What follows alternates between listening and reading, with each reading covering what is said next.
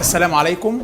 قبل أن نبدأ أود أن نستوعب دائما أن التزامك بأمر الله يتبعه الفوز والعطاء. قال الله عز وجل: ومن يعمل من الصالحات وهو مؤمن فلا يخاف ظلما ولا هضما. وقال سبحانه: والذين اهتدوا زادهم هدى وآتاهم تقواهم. وقال سبحانه: ومن يتق الله يجعل له مخرجا ومن يتق الله يجعل له من أمره يسرا. هذه قاعدة متكررة بطول القرآن بوتيرة ثابتة: الاتباع يتبعه العطاء. كلما اقتربت من الله أكثر كلما يسر لك أسباب الهداية والنصر والعطاء. ولذلك قال الله عز وجل في الحديث القدسي: وما يزال عبدي يتقرب إلي بالنوافل حتى أحبه، فإذا أحببته كنت سمعه الذي يسمع به، وبصره الذي يبصر به، ويده التي يبطش بها، ورجله التي يمشي بها، وإن سألني لأعطينه،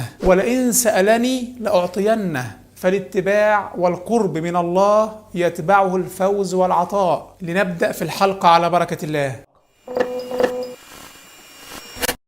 تحدثنا في الحلقتين الماضيتين عن ورطة المادية أمام نشأة الحياة وظهور المعلومة، فكيف واجه الملاحدة هذه الورطات؟ كيف واجهوها وهناك تحد قائم اليوم بقيمة 10 ملايين دولار من قبل المجتمع العلمي لمن يقوم بتصنيع أبسط شريط جيني يتناسخ ذاتيا. تحدثنا عن تفاصيل هذه الجائزة في الحلقة السابقة، كيف أنت بكل علومك وجامعاتك لا تستطيع أن تنتج ولو أبسط شريط جيني يتناسخ ذاتيا، ثم تنسب حصول كل ذلك الحياة والمعلومة والتشفير إلى بيئة الأرض الأولى العشوائية. نظام التشفير الذي ظهر بالتوازي مع النظام المعلوماتي المدون على الشريط الجيني بالتوازي مع ظهور الحياة، هذه أمور لا تدع ملحدا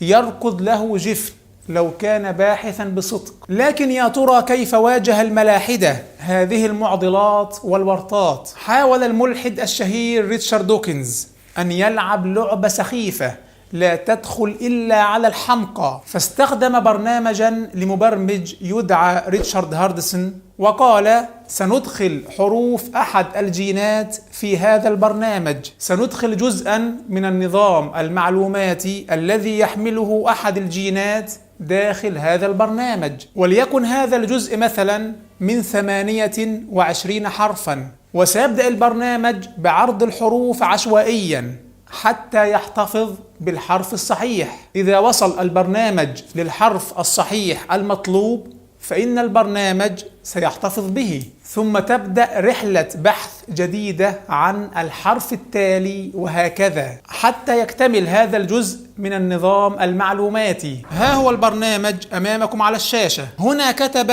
جملة مقترحة باعتبارها تمثل معلومة على الشريط الجيني، ثم تبدأ رحلة البحث عن الحروف المطلوبة، وسوف يحتفظ البرنامج بالحرف الصحيح في كل مرة ويبني عليه، وهكذا. كم عدد المغالطات التي ارتكبها ريتشارد دوكنز في هذه اللعبة؟ لم يقل فلتة العقلاء: ماذا سيحدث لو تم الاحتفاظ بحرف خاطئ؟ أليس الطبيعي أن يتوقف البرنامج وليس أن يبدأ في البحث عن الحرف الصحيح مرة أخرى؟ لم يقل لنا دوكنز ما هي الآلية التي سوف تعيد الحروف وتنتقي بينها. ثم المشكلة الأكبر: ما معنى تشكل 10 أحرف في كائن لم يظهر بعد؟ لا معنى لوجود هذه الأحرف ولا قيمة وظيفية لها ليتم الاحتفاظ بها في كائن لم يظهر أصلا. ثم كيف تتحول هذه الأحرف إلى حياة؟ ثم هل نسيت أن برنامج الكمبيوتر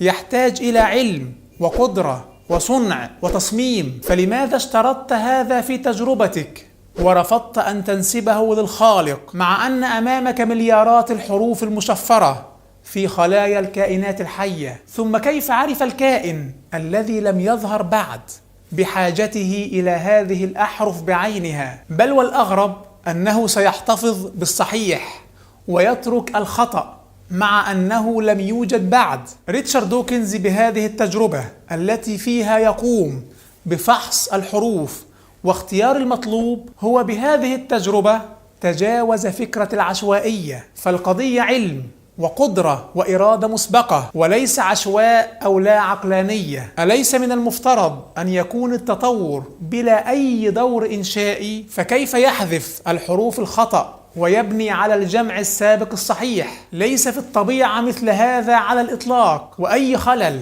في حرف واحد داخل أحد الجينات قد يؤدي إلى تعطل الجين بالكلية. ثم أنا أتعجب كيف تبني على تجميع سابق، وكل واقعة في عالم الاحتمالات هي واقعة مستقلة independent event لا علاقة لها بسابقتها. أي حرف خطأ يعني انتهى الموضوع، والمفترض أن يبدأ البرنامج من جديد وليس أن يبني على ما سبق. فريتشارد دوكنز تجاهل ألف باء علم الاحتمالات.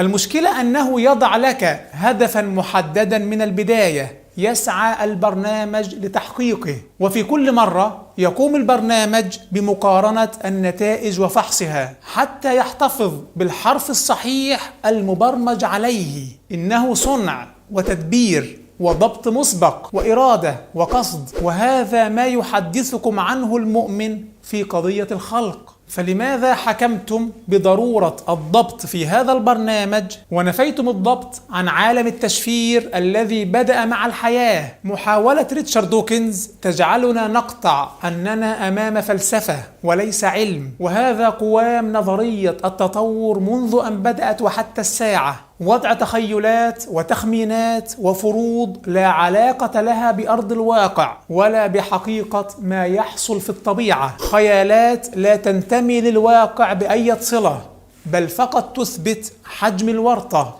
عندما نقول لأحد الملحدين كيف نشأت العين البشرية المعقدة المبهرة، فإن الملحد سيضع لك تخمينا فلسفيا أشبه بتحليل دوكنز. سيقول لك هناك عيونا أقل تعقيدا في عالم الكائنات الحية، هناك فقط خلايا حساسة للضوء. هذا الجواب من الملحد هو لب الإشكال، والذي يبين أننا أمام نظرية تعتمد بالكلية على الطرح الفلسفي وليس العلمي. فالإعجاز ليس فقط في العين، الإعجاز في الخلايا الحساسة للضوء. لماذا تحسست هذه الخلايا تحديدا للضوء؟ وكيف يتحول التحسس للضوء إلى نبضة كهربية؟ وكيف تتحول النبضة الكهربية إلى وعي ورؤية لما أمامك؟ القضية منقوصة من البدء. هذا الطرح الفلسفي من دعاة النظرية يشبه تماما عندما نقول لنفس الملحد هل تستطيع الطبيعة أن تنشئ صينية كنافة بالجبن؟ سيقول لك الملحد الموضوع بسيط جدا، الموضوع يسير، القمح موجود في الطبيعة والنيازك تسقط باستمرار، وقد تطحن بعض القمح ومع بعض المطر يتحول القمح إلى عجين، وعلى طرف أحد صخور الأفران البركانية قد يحصل الطهو. أما طعم الكنافة فقصب السكر موجود في كل مكان، وينابيع الماء الساخن تكفي لإذابة قصب السكر. أما الجبن الذي في الكنافة فما أكثر الأبقار، ونقاط اللبن تسقط من ضرعها بعد رضاعة أولادها. إلى هنا أنت تستوعب تماما سخافة هذا الطرح، بل وتشعر بالملل. فالقضية ليست في توافر مواد أولية، أبقار وقصب سكر وقمح ونيازك وبراكين. القضية ليست في توافر هذه المواد الأولية، القضية في المعرفة the know-how التي تنتج صينية الكنافة بالجبن. القضية منقوصة من البدء.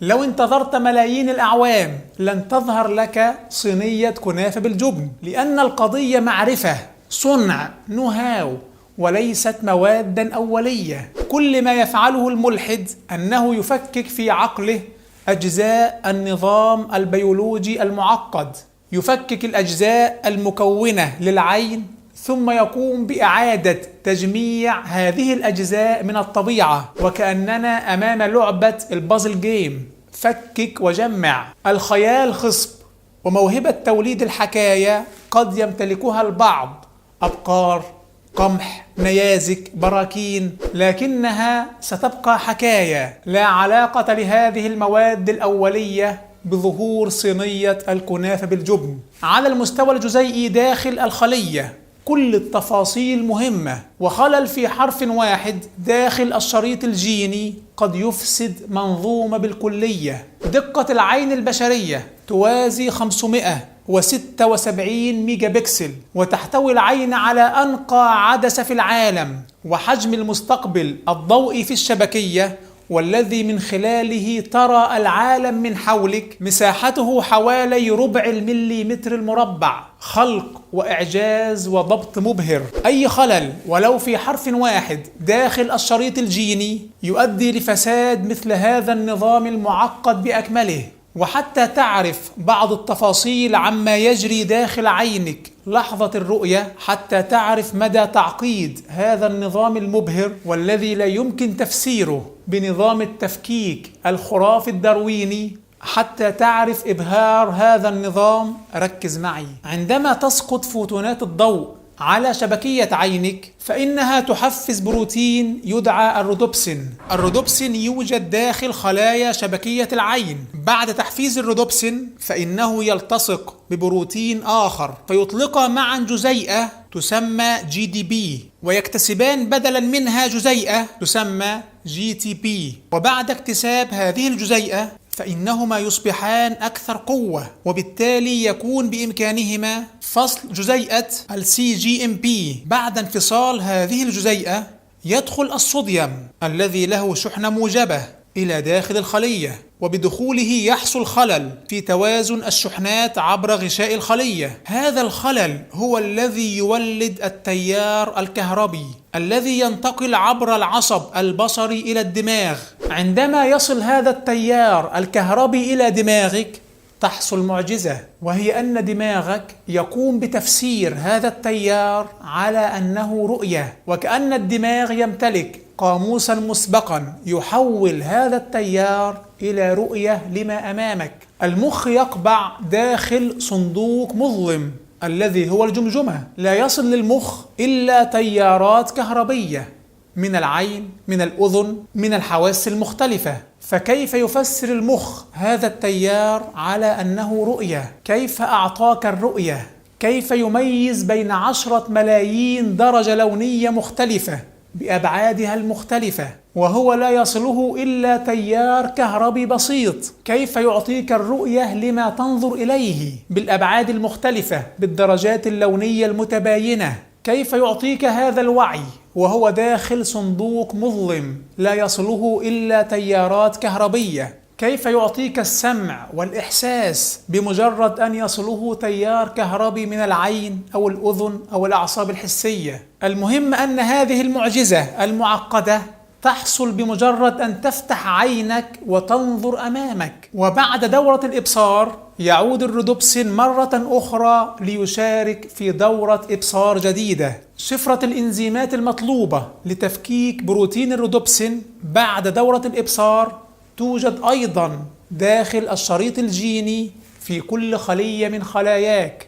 الشبكية وعدسة العين والحاجب والرموش والجمجمة والمخ، كل هذه الأعضاء توجد شفرة تصنيعها داخل الشريط الجيني في كل خلية من خلاياك. كل ذرات الكون لا تكفي لتشكيل بروتين رودوبسين واحد بالصدفة، فضلا عن تكوين شبكية عين، فضلا عن المخ، فضلا عن إدراك معنى الرؤية، فضلا عن ظهورك أنت أيها الإنسان. هذا خلق الله فأروني ماذا خلق الذين من دونه بل الظالمون في ضلال مبين. وهنا ننتقل للجزء الأخير في هذه الحلقة، وهو هل نحن رصدنا تطورا للعين في الأحافير؟ هل رصدنا شيئا من ذلك؟ الذي يطرح هذا التخمين يقع في 3 مغالطات. مغالطة صينية الكنافة بالجبن. فليست القضية في توفر مواد أولية، القضية هي نظم معلوماتية. المغالطة الثانية مغالطة البازل جيم، يفكك النظام المعلوماتي ثم يعيد تجميع هذا النظام من الطبيعة. المغالطة الثالثة مغالطة تجاهل التعقيد الذي لا يمكن تبسيطه في بروتينات العين وفي إدراك الرؤية وفي إنزيمات العين وفي تركيب المخ وفيما لا حصر له من الوظائف المعقدة المتعلقة بمنظومة الإبصار. وبعد ارتكاب كل هذه المغالطات سيكتشف أن علم الأحافير يأتي دائما على عكس ما يتوقع، فقد ثبت أحفوريا أن العين المعقدة ظهرت مع بداية عصر الكامبري، أي مع بداية ظهور شعب الكائنات الحية. العين المعقدة ظهرت فجأة، فأيها الملحد تدبر حالك في إفلاسك عن كل حجة حتى ولو كانت بارتكاب المغالطات. هدانا الله وإياك. واجب الحلقة اليوم هو كتيب صغير بعنوان 40 خطأ في نظرية التطور. سنقرأ من هذا الكتاب حتى صفحة 38. رابط الكتاب في أول رابط في وصف الفيديو. أشكركم على حسن الاستماع، جزاكم الله خيرا والسلام عليكم.